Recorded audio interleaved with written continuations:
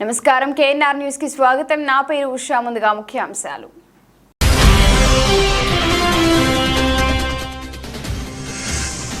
BHPV English medium old students ఆధ్వర్యంలో శీలానగర్ కాపు జగ్గరాజుపేట గ్రామంలో ఇంటింటికి కూరగాయలు, కిరాణా సామాన్లు, బియ్యం పంపిణీ।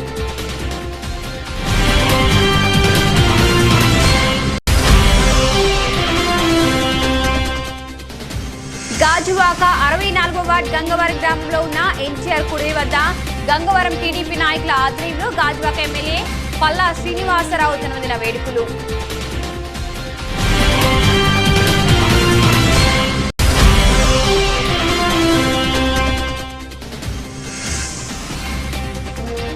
సీతానగరం మండలంలో సువర్ణముఖి నదిలో వంతెన దిగువన చిన్నపోగలి సీతానగరం రేవుల నుంచి ఇసుక అక్రమంగా తరలిపోతున్నా పట్టించుకోని అధికారులు।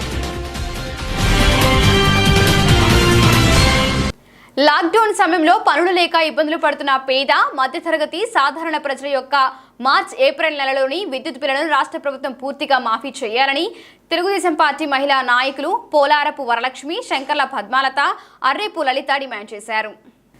పాత స్లాబ్ ప్రకారం గ్రూప్ ఏ వినియోగదారులకు 200 యూనిట్ల వరకు ఉంటే మాత్రం 75 యూనిట్లకే పరిమితం చేశారని అన్నారు। రాష్ట్రంలో అధిక విద్యుత్ వాడకం మరియు అధిక కరెంటు బిల్లులను సాకుగా చూపి పేద లబ్ధిదారులను అనర్హులుగా ప్రకటించి సంక్షేమ పథకాలకు వారిని దూరం చేయాలని దురుద్దేశంతోనే ప్రభుత్వం పనిచేస్తుందని ఆరోపించారు।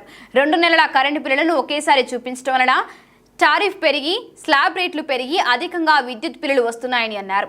వెంటనే రాష్ట్ర ప్రభుత్వం ప్రజల విద్యుత్ బిల్లులను మాఫీ చేసి ప్రత్యేక ఆర్థిక ప్యాకేజీని ప్రకటించాలని కోరారు। స్లాబ్లు మారడం వలన టారిఫ్ పెరగడం వలన పేద ప్రజలు ప్రభుత్వం అందిస్తున్న సంక్షేమ పథకాలు కోల్పోతున్నారని అన్నారు। పేదల పక్షపాతి అని చెప్పుకుంటున్న వైకాపా ప్రభుత్వం అన్ని రేట్లను పెంచి పేదలపై పెనుభారాన్ని మోపుతున్నాయని అన్నారు।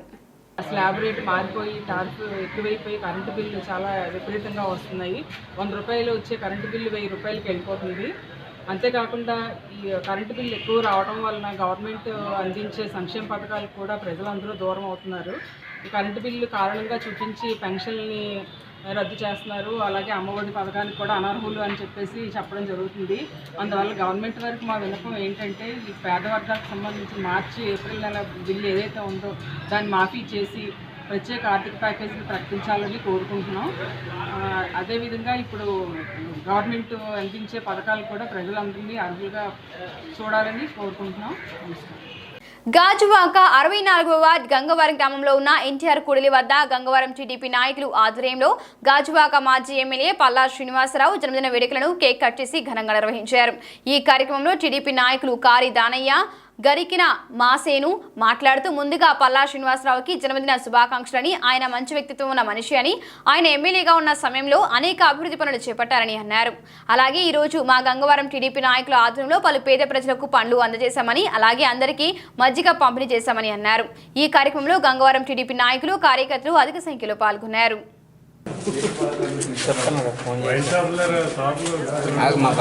వీడియో తీసాక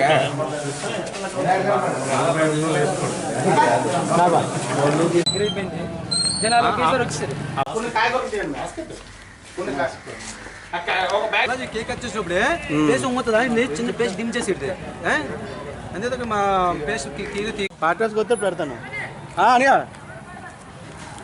అమ్మ తీసిన తర్వాత అది కూడా తీసారు లేదన్నా మనం సెటప్ చేస్తే బాగుండు। కార్యక్రమం అయినందుకు ఫోటో చేస్తే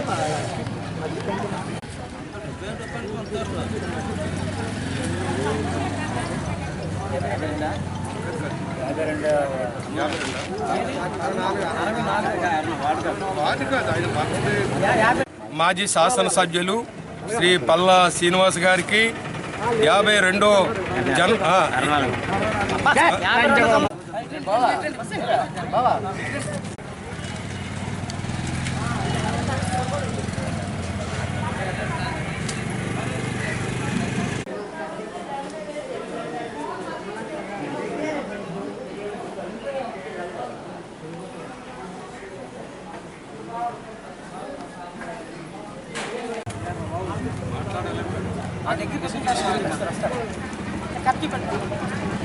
పెట్టండి।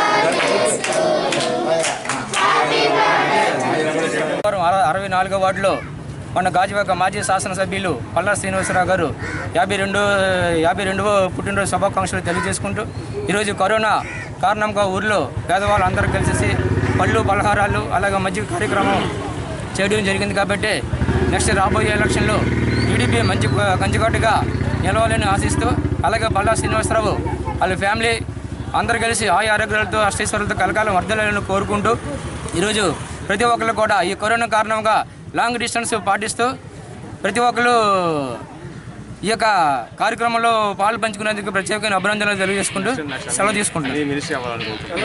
జన్మదిన సందర్భముగా గంగవరంలో కార్యకర్తలు కొంచెం అటు ఇటు అయిన వాళ్ళందరినీ ఒకే తాటి మీదకి తీసుకురావడానికి అలాగే ఈరోజు ఆయన బర్త్డే సందర్భముగా అందరము ఒక ముందు రోజునే కమిటీ పెట్టుకొని అందరము ఆ కార్యక్రమాన్ని బర్త్డే కేక్ని కట్ చేయడానికి అందరినీ గంగవరం 64వ వార్డు గంగవరంలో ఎన్టీఆర్ విగ్రహం ఆ విగ్రహం దగ్గర మీ అందరము కలిసి అందరికి పేదవాళ్ళకి పండ్లు అలాగే రొట్లు అలాగే ఇంకా ఇతర తినబండార వస్తువులన్నీ పంచుతూ అందరము కార్యకర్తలందరూ గుదిగొట్టిగా అందరూ ఒకే మాట మీద ఒకే బాట మీద తెలుగుదేశం పార్టీని బలోపేతం చేసి ముందుకి తీసుకెళ్ళి ఇక్కడ గంగవరం ఆవరణలో తెలుగుదేశం అత్యనుకునేటువంటి కార్యకర్తలు ఉన్నటువంటి ప్రాంతం కనుక తప్పకుండా రేపు రాబోయే అలాగే స్థానిక సంస్థ ఎన్నికల్లో కానీ అలాగే ఆ తర్వాత రావాల్సినటువంటి పబ్లిక్ ఎన్నికలు కానీ తప్పకుండా అందరం కార్యకర్తలందరము గుదిగొట్టిగా ఉంటూ అందరం కలిసి పార్టీని బలోపేతం చేయడానికి ముందుకెళ్తామని మరీ కోరుకుంటూ ఆయనకి జన్మదిన శుభాకాంక్షలు అందరమే కలిసి ఆయన కోరుకుంటూ సెలవు తీసుకుంటున్నాం. BHPV English medium old students ఆధ్వర్యంలో శీలానగర్ కాపు జగ్గారాజుపేట గ్రామంలో ఇంటింటికి కూరగాయలు కిరాణా సామాన్లు బియ్యం పంపిణీ కార్యక్రమం జరిగింది. ఈ కార్యక్రమంలో ఆ వార్డు సిపిఎం పార్టీ అభ్యర్థి జి సుబ్బారావు ముఖ్య అతిథిగా పాల్గొని ఇంటింటికి సరుకులు పంపిణీ చేశారు. ఈ సందర్భంగా ఆయన మాట్లాడుతూ కరోనా మహమ్మారిని ఎదుర్కోవాలంటే ప్రతి ఒక్కరు ఇంటికే పరిమితం అవ్వాలని అన్నారు. అలాగే ఇళ్లలో ఉండి ఆహారం అందని పేదలకు స్వచ్ఛంద సంస్థలు ముందుకు వచ్చి సహాయం అందించాలని అన్నారు. ఈ కరోనా సమయంలో బీహెచ్పీవీ ఓల్డ్ స్టూడెంట్స్ చేస్తున్న సేవ మరువలేనిదని అన్నారు. ఈ కార్యక్రమంలో ఐద్వా నాయకురాలు సత్యవతి, సిపిఎం నాయకులు Ramana, Apparao, BHPV old students association సభ్యులు పాల్గొన్నారు.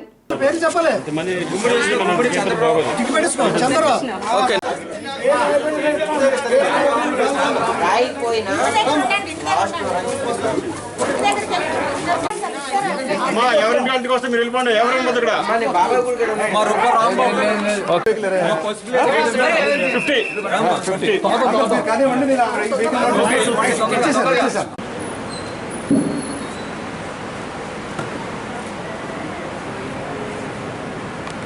అక్కడ ఒక నిమిషం అలా ఉన్నా ఇప్పుడు తీసుకున్నాం. ఓకే చూడండి ఒకసారి. ఓకే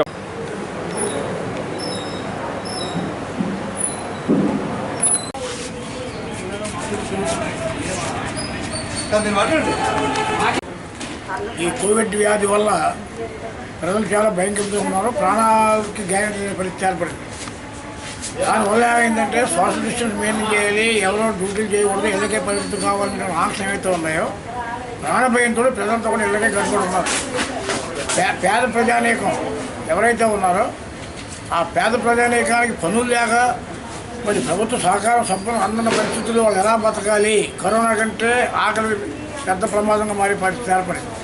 ఈ సందర్భంలో ఈ బీహెచ్పీ ఎవరైతే ఎక్స్ స్టూడెంట్స్ ఈ బీహెచ్పీ ఎంప్లాయీస్ తాలూకు పిల్లలు వాళ్ళు చదువుకున్న తర్వాత ఉద్యోగాలు చేసుకుంటూ మరి వాళ్ళంతా మంచి హృదయంతో వారికున్న స్తోమత మేరకు వాళ్ళందరూ కూడా కొంత ఆర్థికంగా తోడ్పాటు చేసుకుని శీలానగర్ హరిజన జగ్గేపాలెం శీలానగర్ మూమెంట్కి కీలకమైనటువంటి జగ్గేపాలెంలో అంతా ఎస్సీ కుటుంబాలకి పేదలకి ఒక 1000 మందికి ఈరోజు నిత్యావసర వస్తువులు ఇవ్వాలని చెప్పి నిర్ణయించుకున్నారు.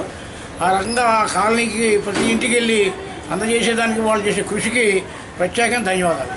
విజయనగరం జిల్లా సీతానగరం మండలంలోని సువర్ణముఖి నదిలో వంతెన దిగువన చిన్నబోగులి సీతానగరం రేవుల నుంచి ఇసుక అక్రమంగా తరలిపోతున్న అధికారులు పట్టించుకున్న దాఖలాలు లేవు.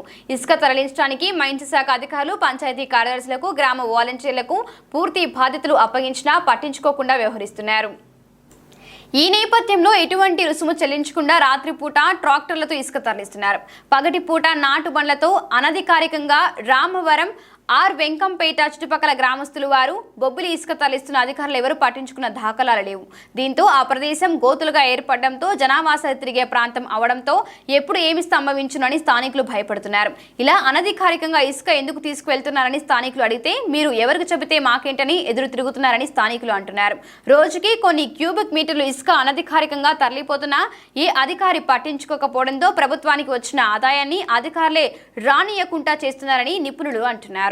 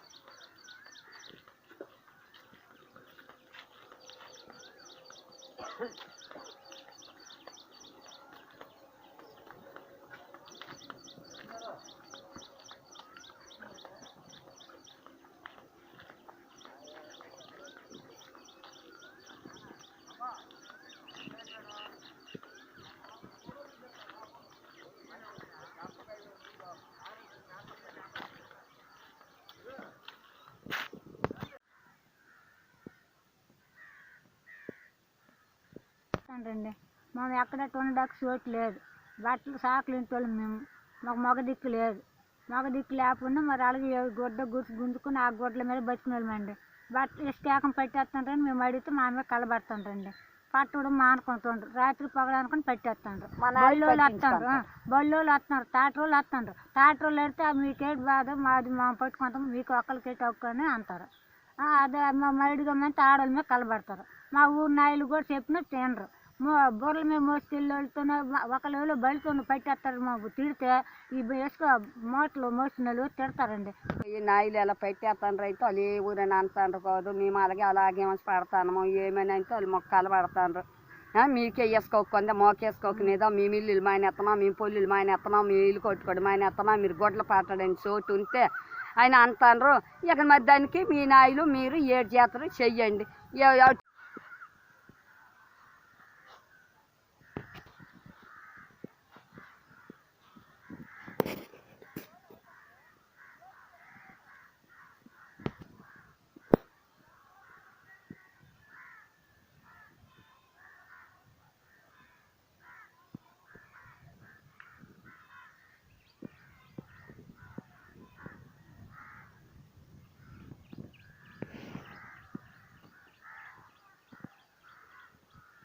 వ్యవసాయ శాఖ విజయనగరం వారి ఆధ్వర్యంలో పార్వతీపురం డివిజన్ స్థాయిలో వ్యవసాయ శాఖ సిబ్బందికి రాష్ట్ర ప్రభుత్వం నూతనంగా ప్రవేశపెట్టిన రైతు భరోసా కేంద్రం డిజిటల్ కియోస్కో యంత్రం వినియోగంపై జరుగుతున్న ట్రైనింగ్ కార్యక్రమంలో ఈరోజు ముఖ్య అతిథిగా స్థానిక ఎమ్మెల్యే అలజంగి జోగారావు పాల్గొని కార్యక్రమాన్ని ఉద్దేశించి మాట్లాడుతూ ఆంధ్రప్రదేశ్ రాష్ట్ర ముఖ్యమంత్రి వైఎస్ జగన్మోహన్ రెడ్డి ఎంతో ప్రతిష్టాత్మకంగా తీసుకొచ్చిన గ్రామ సచివాలయ వ్యవస్థలో భాగమైనటువంటి గ్రామీణ వ్యవసాయ సహాయకులు అందరూ కూడా పూర్తిస్థాయి అవగాహనతో మీ పరిధిలో గల అన్ని పంటలకు ఈ పాస్ విధానంలో నమోదు చేసి పూర్తిస్థాయి నివేదికను ప్రభుత్వానికి అందించాలని, తద్వారా ప్రతి రైతుకు కూడా మేలు జరిగే విధంగా మీరు అందరూ కృషి చేయాలని వారికి సూచించారు.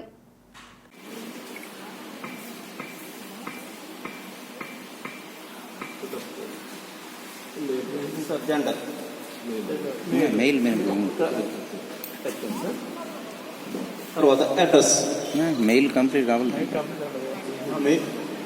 @ ఈ కొట్టాలి కదా. Okay mail gmail.com.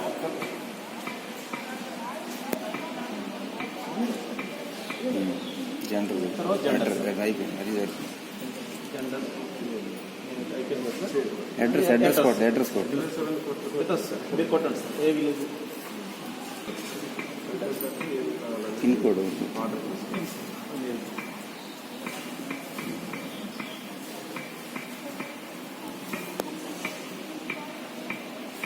Sir a farmer అయినా సరే ఈ విధంగా ఫస్ట్ రిజిస్ట్రేషన్ అయ్యి తీరాలి సార్. అప్పుడు మనకి యాక్చువల్గా ఏంటంటే సీడు, ఫెర్టిలైజరు, పెస్టిసైడ్. ఇప్పుడు ఎవరు చేస్తారు? రిజిస్ట్రేషన్ చేస్తారా?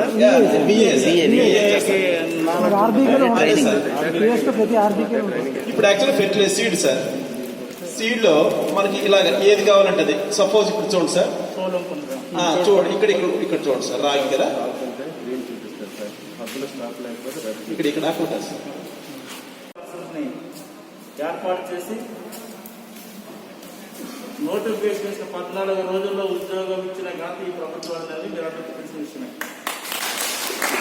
అయితే ఆయన ఆలోచన విధానం ఏంటి, ఆయన అభిమతం ఏంటి, మనకుంటే ప్రాక్టికల్ ఇబ్బందులు ఏంటి, మన భవిష్యత్తు ఏంటి, మనం ఎలాగ ముందుకు వెళ్ళాలి అని ఒకసారి ఆలోచన చేస్తే ఈరోజు రైతు ఇబ్బందుల్లో ఉన్నాడు. మట్టిని నమ్ముకున్న, కష్టాన్ని నమ్ముకున్న రైతు కష్టంలో ఉన్నాడన్న ఆలోచనతో జగన్మోహన్ రెడ్డి గారు రైతు భరోసా పథకాన్ని ప్రతి సంవత్సరం మే 15వ తేదీని ఇవ్వడానికి ఆయన సన్నద్ధమవుతున్న రోజుల్లో, అంటే ఒక 2-3 రోజుల్లోనే ప్రతి రైతుకు కూడా రైతు భరోసా వచ్చే కార్యక్రమం జరుగుతుంది. ఇక్కడ మీ బాధ్యత ఏంటి, మీ ఆలోచన విధానం ఏంటి? రేపు ఖరీఫ్ సీజన్ స్టార్ట్ అయితే ఖరీఫ్ సీజన్కి మీరు ఎలా అప్రోచ్ అవ్వాలి, అదేవిధంగా సీడ్ డిస్ట్రిబ్యూషన్ ఎలా జరగాలి, సీడ్ డిస్ట్రిబ్యూషన్లో ప్రభుత్వం చేస్తున్న సంస్కరణలు ఏంటి, మనం రైతుకి ఏ విధంగా మేలైనా మెరుగైన వ్యవసాయం చేసుకోవడానికి అవకాశం కల్పించాలి అని ఒకసారి ఆలోచన చేస్తే, ముందుగా రైతు భరోసా గురించి మీకు చెప్తున్నాను. గ్రామంలో ఉండే అన్సీడెడ్ ఆధార్ కానీ, అదేవిధంగా డెప్త్ కానీ, అదేవిధంగా ఎవరైనా ఏ రైతైనా సరే ఆ జిరాయితీయా డీ పట్టా కాకుండా, డీసీ పట్టాలు కాకుండా ప్రతి రైతుకు కూడా రైతు భరోసా ఇవ్వాలనే ప్రభుత్వ సంకల్పం. కాబట్టి మీరు మీ గ్రామంలో ఏ ఒక్కరైనా సరే నాకు రైతు భరోసా లేదు అనిపించుకున్నట్టుగా మీరు పనిచేయాల్సిన బాధ్యత. మీరు మీ భవిష్యత్తు మీరు పాడు చేసుకోకుండా ఉండాలి అంటే ఈ జగన్మోహన్ రెడ్డి గారి అభిమతాన్ని, ఆలోచన విధానాన్ని మీరు ముందుకు తీసుకెళ్లాల్సిన అవసరం ఎంతైనా ఉంది. అయితే మా భవిష్యత్తు ఎందుకు పోవద్దని ఆలోచన చేయొచ్చు, అది కూడా మీకు ఒక క్వశ్చన్ ఉండొచ్చు. జగన్మోహన్ రెడ్డి గారి ఆలోచన విధానం, జగన్మోహన్ రెడ్డి గారు ఏర్పాటు చేసిన సచివాలయ వ్యవస్థని మీరు సరిగ్గా పనిచేయకపోతే ఏ రైతుకైనా ఈ రైతు భరోసా కానీ, అలా గ్రామంలో ఉండే ప్రతి సమస్యకి సీడ్ డిస్ట్రిబ్యూషన్ విషయంలో కానీ, ఏ విషయంలో కానీ సక్రమంగా మీరు పనిచేయకపోతే రైతుకి జగన్మోహన్ రెడ్డి గారి పట్ల అసంతృప్తి వస్తే కొత్త ప్రభుత్వాలు ఏర్పాటు చేస్తే జగన్మోహన్ రెడ్డి గారు ఏర్పాటు చేసిన ప్రభుత్వాలు ఈ ఏర్పాటు చేసిన గ్రామ సచివాలయం ఉండడానికి అవకాశం ఉండదు. కాబట్టి జగన్మోహన్ రెడ్డి గారి బలముగా జగన్మోహన్ రెడ్డి గారి ఆలోచన విధానాన్ని, అభిమతాన్ని ముందుకు తీసుకెళ్లాల్సిన బాధ్యత మీది. ఇంకో 3 రోజులు ఎక్స్టెన్షన్ చేయించాం మన గౌరవ వ్యవసాయ శాఖ మంత్రి గారు వస్తే. ఎందుకంటే గ్రామాల్లో అన్సీడెడ్ కానీ, ఆన్లైన్లో లేని రైతులకి రైతు భరోసా ఇవ్వట్లేదు. అక్కడక్కడ గ్రామాల్లో వెళ్తుంటే మాకు రైతు భరోసా పడలేదని చెప్తుంటే, మరొక విషయం ఏంటంటే పార్వతీపురం నియోజకవర్గంలో గత సంవత్సరం సుమారుగా 10,000 మందికి రైతు భరోసా అందకపోతే నేను నేరుగా స్పెషల్ సెక్రటరీ మన అరుణ్ కుమార్ గారితో మాట్లాడి, కమిషనర్ గారితో మాట్లాడి 5,700 మందికి నేను రైతు భరోసా తెప్పించడం కూడా జరిగింది మధ్యలో పోయిన నెలలో. సిద్దిపేట జిల్లా కోహేడా మండలం బస్వాపూర్లో ధాన్యం కొనుగోలు కేంద్రాన్ని కాంగ్రెస్ పార్టీ టీపీసీసీ అధ్యక్షులు ఉత్తమ్ కుమార్ రెడ్డి పరిశీలించారు. MLC Jeevan Reddy, TPCC working president Ponnam Prabhakar, AICC కార్యదర్శి సంపత్ కుమార్తో కలిసి ధాన్యం కొనుగోలు కేంద్రం వద్ద ఎదురవుతున్న సమస్యలను రైతులను అడిగి తెలుసుకున్నారు. అనంతరం మీడియాతో ఉత్తమ్ కుమార్ రెడ్డి మాట్లాడుతూ ధాన్యం కొనుగోలులో టీఆర్ఎస్ ప్రభుత్వం వైఫల్యం వల్ల రైతులకు అనేక ఇబ్బందులు ఎదురవుతున్నాయని ఆరోపించారు. ఛత్తీస్గఢ్లో బోనస్తో కలిపి క్వింటాల ధాన్యానికి 2,500 ఇస్తూ ఉంటే తెలంగాణలో 1,835 రూపాయలు ఇస్తూ గొప్పలు చెప్పుకుంటున్నారన్నారు. ఐకేపీ కేంద్రాల్లో మహిళలకు ఇవ్వవలసిన కమిషన్లు 4 పంటల నుంచి ఇవ్వడం లేదని, కాంగ్రెస్ ప్రభుత్వ హయాంలో హమాలీల ఖర్చు ప్రభుత్వం భరించి కొనుగోలు చేసేది కానీ ప్రస్తుతం రైతులపై భారాన్ని వేస్తున్నారన్నారు. కేసీఆర్ సమీక్ష సమావేశాలు నిర్వహించి మాటలు మాత్రమే చెప్పడం కానీ క్షేత్రస్థాయిలో చేతులు లేవని ఎద్దేవా చేశారు.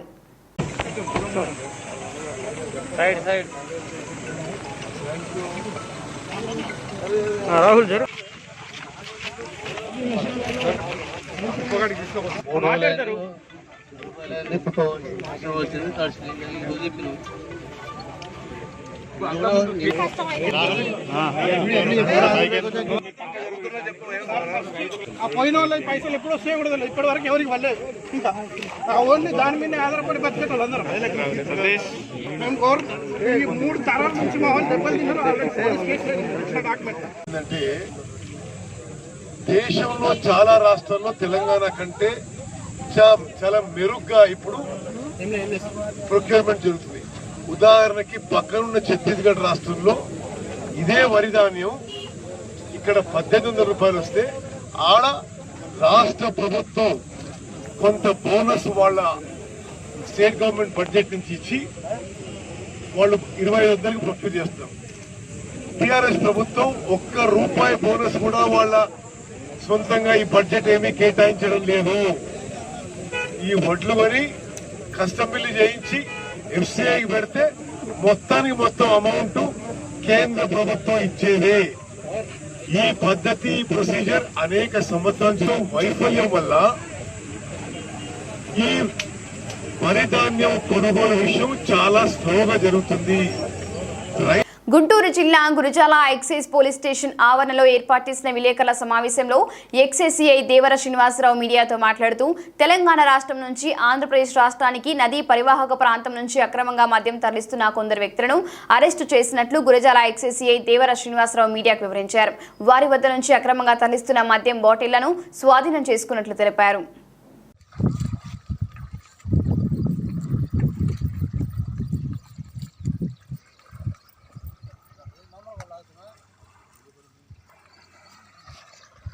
ఇక ఆడుండు చూడు విలేకరు.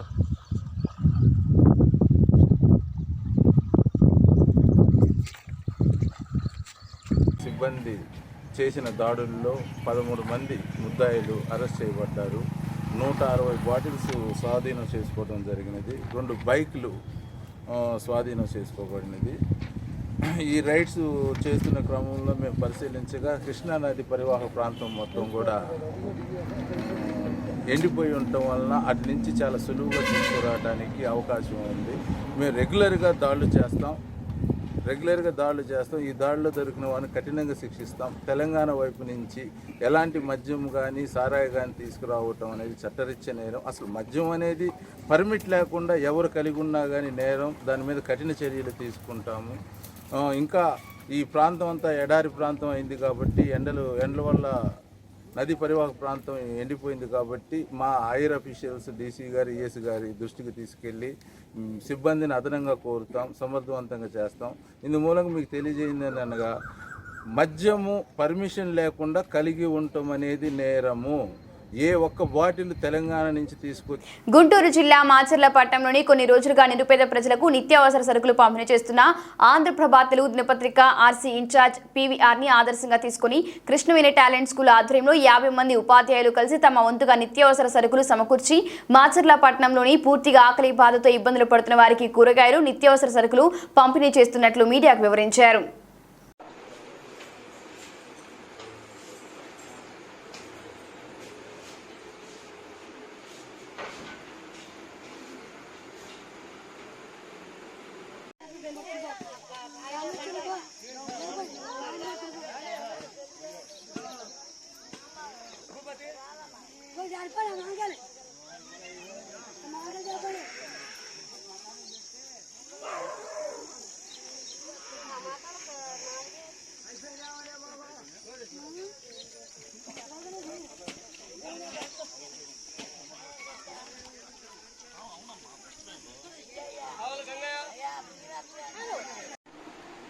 ఎంఆర్ఆర్ న్యూస్ వ్యూవర్స్కి నమస్కారం. నా పేరు Ramakrishna. Krishnaveni talent schools Andhra Pradesh branch development మేనేజర్గా పనిచేస్తున్నాను. గత 50 రోజులుగా మన ప్రభుత్వాలు, కేంద్ర మరియు రాష్ట్ర ప్రభుత్వాలు ప్రజలందరూ శ్రేయస్కారం కోసం ఈ నోవెల్ కోవిడ్-19 కరోనా వైరస్ వల్ల ఎవరు ఇబ్బంది పడకుండా ఉండటం కోసం లాక్డౌన్ నిర్వహిస్తుంది. ఈ సందర్భంగా ఎంతోమంది పేద ప్రజలు రోజువారీ కూలికి వెళ్ళేవాళ్ళు గవర్నమెంట్ ఇస్తున్న సహాయం, రేషన్ కానివ్వండి, మంత్లీ 500 రూపీస్ కానివ్వండి, గ్యాస్ కానీ ఇలాంటివి అందుతున్నప్పటికీ నిత్యావసర వస్తువులు, ఈ కూరగాయలకు కూడా కొంచెం పని లేకపోవడం వల్ల ఇబ్బంది పడుతున్నారు. వారిని గుర్తించి మాచర్ల సరౌండింగ్స్లో ఉన్న నిరుపేద ప్రజలకి మార్చ్ వార్తలు ముగించే ముందు హెడ్లైన్స్ మరొకసారి.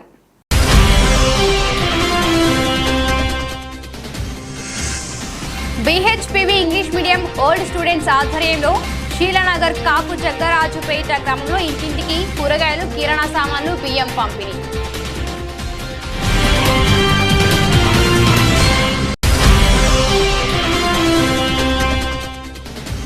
గాజువాక 64వ వార్డ్ గంగవరం గ్రామంలో ఉన్న ఎన్టీఆర్ కుడి వద్ద గంగవరం టీడీపీ నాయకుల ఆధ్వర్యంలో గాజువాక ఎమ్మెల్యే పల్లా శ్రీనివాసరావు జన్మదిన వేడుకలు.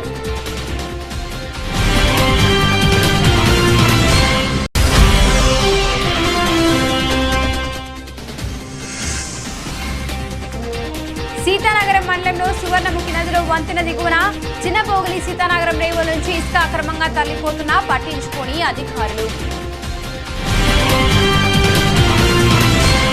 ఇది వాటి బులెటిన్. మరొక బులెటిన్లో మళ్ళీ కలుద్దాం. అంతవరకు సెలవు. నమస్కారం.